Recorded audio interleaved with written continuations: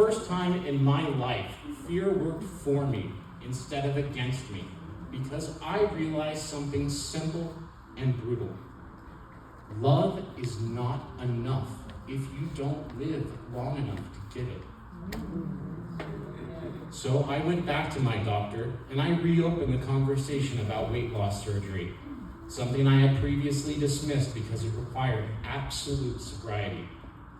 This time, I was ready. When I had my first consultation with a bariatric surgeon, he told me something that surprised me. I'll never forget. Of all the things I could do to ensure long-term success, diet, exercise, supplements, the most important thing, being part of a support group. That's when I was introduced to TOPS. I joined TOPS in June of 2018. I walked in ashamed, embarrassed, afraid everyone would see me as the guy who really messed up. Instead, I was welcomed. No pity, no judgment, just people who understood. My starting weight with TOPS was 458 pounds. I took on the role of treasurer, not because I'm great with money, but because I knew something about myself. If I'm useful, I'll stay. Every meeting made me feel a little more human again.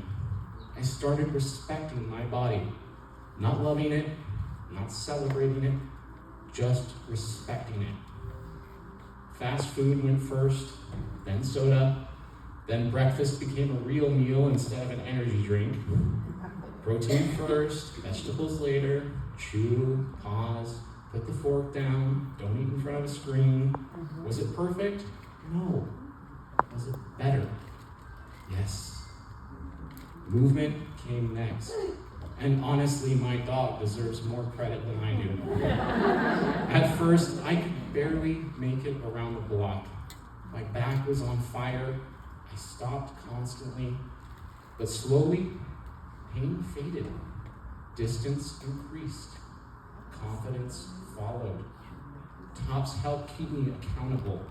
Sometimes my greatest motivation wasn't pride. It was just not wanting to say, I'm glad I'm here. That's real motivation. And it worked. Before my surgery, I lost 130 pounds.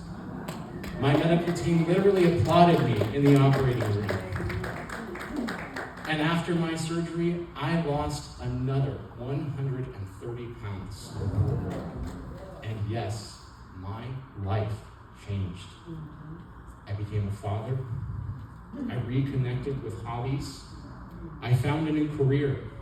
I was wearing pants with buttons again. I shopped in stores that didn't have big and tall in their name.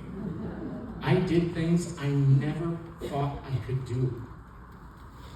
I won area, state, and international awards. For a while, it looked like the perfect success story. And then, reality. Life happened, COVID happened, stress happened. I started drinking again. I told myself I could control it this time. I'd already proven I could change, right? Old habits slipped back in quietly, patiently, without drama. And I didn't draw a line in the sand when I should have. I pushed it back. I avoided mirrors. I avoided honesty. And shame? Shame doesn't motivate change. Shame motivates hiding. And while still attending TOPS, I gained 130 pounds. Let that sink in. But I didn't quit. I didn't disappear. I didn't stop going to meetings. Those words my bariatric surgeon told me were still with me. As long as I stayed, I hadn't fully given up. So I stayed, and I still gained. And that's where I need to say something important. If your idea of success is someone who never falls, you don't need motivation. You need honesty. I want to say this out loud because I know some of you might be thinking it. How can you motivate anyone if you're still struggling? And here's my answer. Because struggling is the job. I don't inspire people by pretending this is easy. I inspire people by staying in the room when it isn't, showing up when it's hardest, doing the work when no one else notices. And TOPS didn't save my life because it made me perfect. It saved my life because it gave me somewhere to come back to. There's a specific kind of heartbreak that comes with regain, and it sounds like this. How did I let this happen? But for me, it was more than just a number, or a thought. It was a number. I stepped on the scale one morning and saw the same weight I was at the day I had my surgery. The same number. After everything. After the operating room, after the awards, after the applause, after telling people I changed my life, I just stood there. It didn't feel dramatic. It felt quiet. Like something inside me cracked without making a sound. It wasn't just weight. It was the realization that I had undone years of work. The devastation wasn't just about how I looked. It was the heartbreak of thinking, I have to do this all over again. Every walk, every meal, every hard conversation, every ounce of discipline, all over again. And I won't lie to you, part of me wanted to quit right there, because starting over is exhausting. But then I had to ask myself something simple. What's the alternative? Stay there? Keep gaining? Pretend it isn't happening? Or disappear completely? Those were my only other options. So yeah, it felt like starting over. But the truth is, I wasn't starting from scratch. I was starting from experience, from scars, from lessons learned the hard way.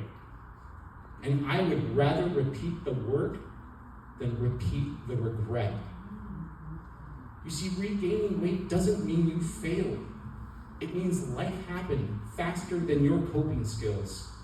The only real failure is disappearing. The moment you stop showing up to meetings, to honesty, to yourself, that's when the fight ends. And as long as you're still here, you're still in the fight. So what does success even mean to us anymore? Is it being your lowest weight ever? Losing more than anyone else? Never struggling again?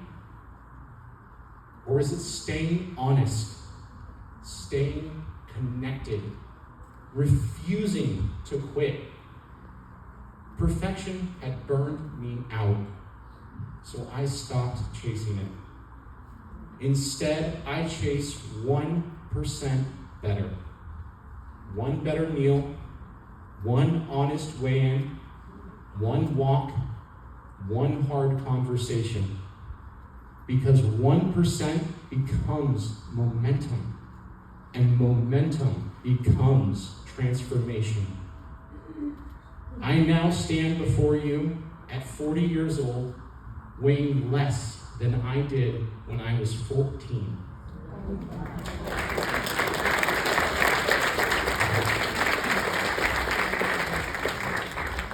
And not because I did it perfectly, not because I never fell, but because I stayed.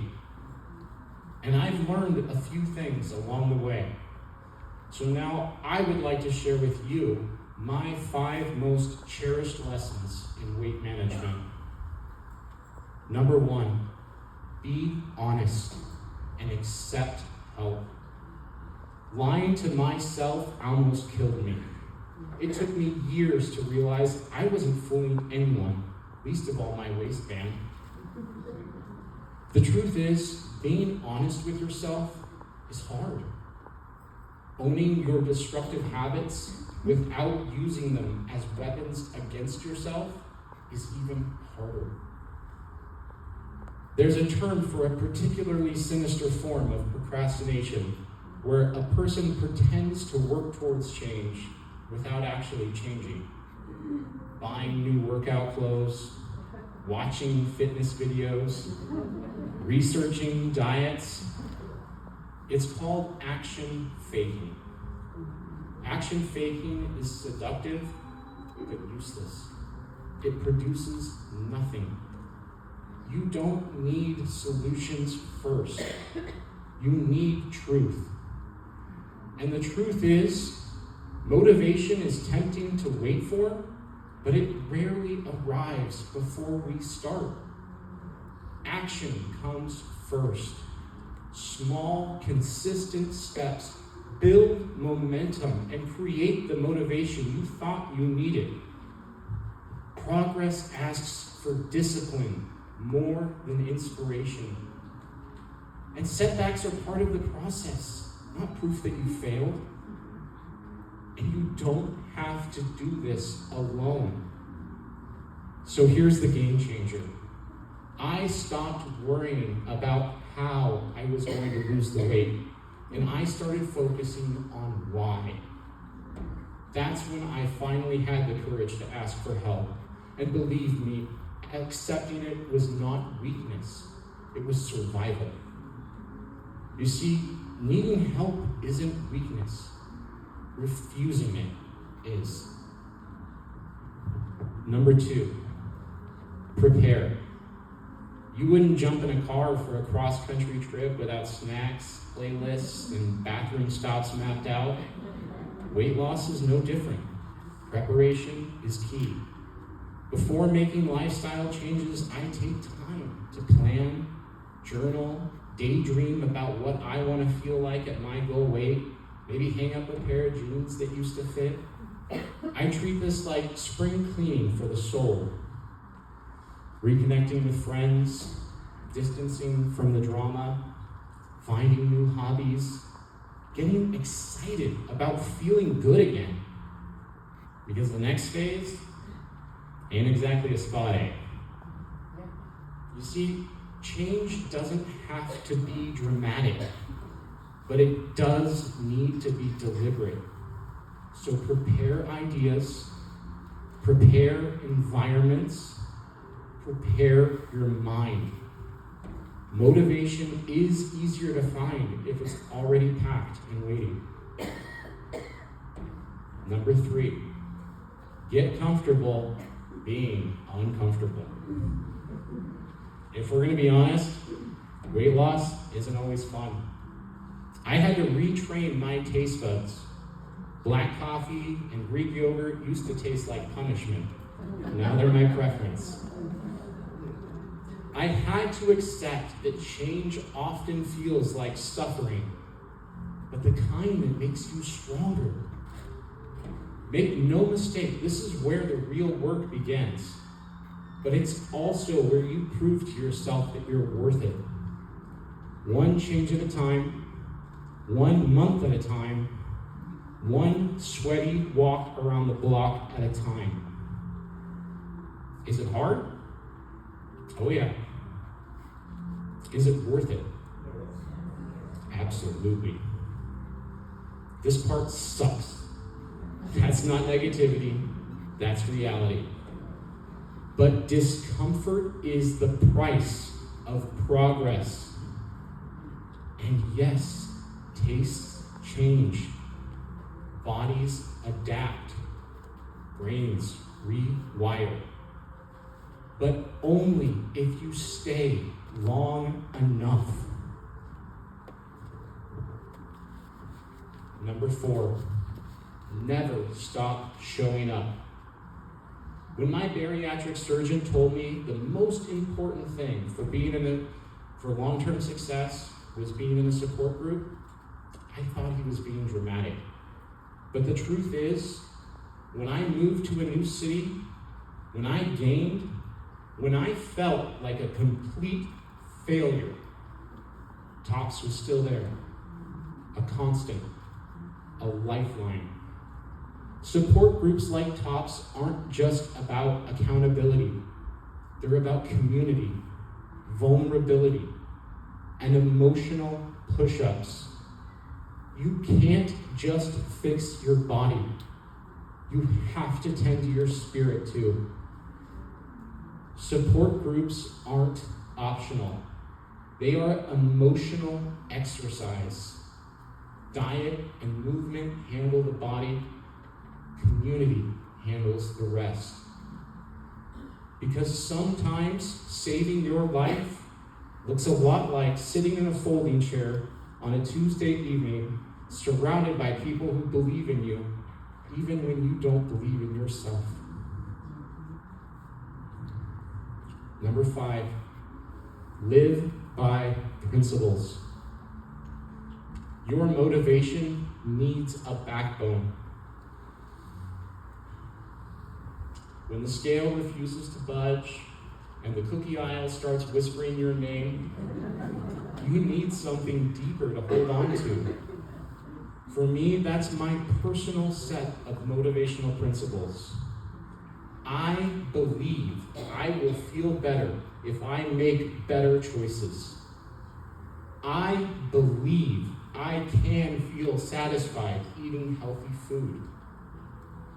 I believe small choices make a big difference. These beliefs keep me grounded when the journey gets rocky. Steal them if you'd like, but I encourage you, find your own and live by them.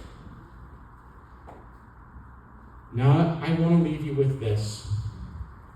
Some of you are here today thinking, I gained too much, I don't belong, I'm broken.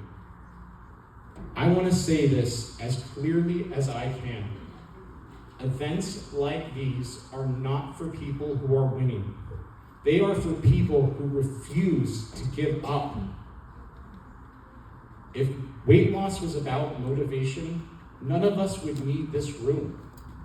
If it was about intelligence, we'd have solved it already. If it was about discipline, shame would have worked by now. But it's not. It's about staying connected longer than the problem stays loud. And I don't stand here as proof that that's easy. I stand here as proof that you can fall hard and still stand back up without disappearing. I've been at 500 pounds. I lost over 260. I gained back 130. And I'm still here. Still weighing in. Still learning. Still uncomfortable. Still honest. And that, not the number on the scale, is what changed my life. So if all you do after today is you come back next week, you step on that scale, even if you're scared, you tell the truth, even if your voice shakes, you choose one better decision instead of 10 perfect ones, then this speech did its job. Because this was never about perfection. It was never about who lost the most. It was never about who never regained. It was never about who needed the least help. It is about celebrating each and every one of you who refuses to allow themselves to disappear. I've fallen hard. I've embarrassed myself. I've regained weight I swore I would never see again. And here I am. Not because I'm special, not because I'm strong all the time, but because I stayed. That's it. I stayed when I was proud. I stayed when I was ashamed. I stayed when I was winning. I stayed when I was gaining. And staying changed everything. So if you remember nothing else from me today, remember this. You don't need a loss every week. You don't need to feel motivated. You don't need to be perfect. You just need to stay. Stay honest. Stay uncomfortable. Stay in the fight. Because the only people who truly fail at this are the ones who convince themselves that they don't belong here anymore.